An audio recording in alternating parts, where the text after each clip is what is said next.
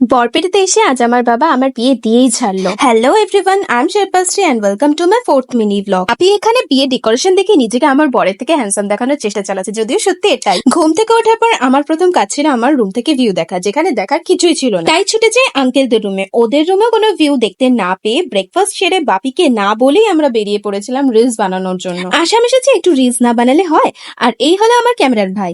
বাইরে কি রোদ দেখো। যদিও এখানে কোনো ভালো প্লেস আছে কিনা জানতাম না, কাছে এক পার্ক আছে, সেখানেই যাচ্ছিলাম, কারণ হাতে আমাদের কাছে কখনোই সময় থাকে না। আর এই যে চলে এসেছে বাংলাস পার্ক। আমি জানি না, আমি নামটা ভুল বলে থাকলে প্লিজ কমেন্টে কারেক্ট করে দিও। চেয়েছিলাম ভালো কোনো লোকেশন পেলে তোমাদের দেখাবো, কিন্তু হাতে খুব কম সময় ছিল আর বাপিকেও বলে আসা হয়নি। আর এখানে করব আজকে শুট। আমি সাথে কিছু বিটিএস অ্যাড করে দিলাম।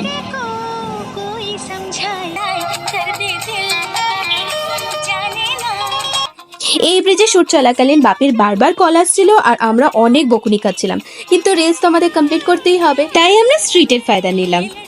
কিন্তু তাতেও আমার পোষায় না, তাই লাঞ্চ করতে গিয়েও আমি ভিডিও করা স্টার্ট করে দিই। আর দেখো এখানে কি হলো। আর এখানে খেতে এসে পরিচয় হলো এই কিউট পিচ্চির সাথে। আর everyone knows I love animal and babies.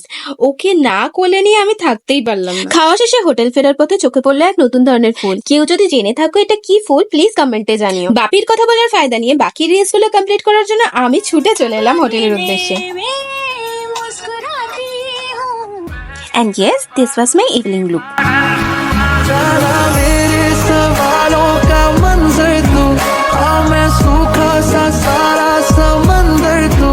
Wait, যার জন্য এই ভিডিওটা পুরোটা দেখলে সেটা তো এখনো বলা হয়নি। ওয়েল, আমার বিয়ে হতে এখনো অনেক দেরি। আমার আসাম বরপেটাতে আসার আসল উদ্দেশ্য হলো আজ আমি আর আমার টিম পারফরমেন্স করতে আসছি এই স্টেজে। আর আমার টিমের পারফরমেন্স দেখতে হলে you have to stay tune. So see you in my next blog. Bye by.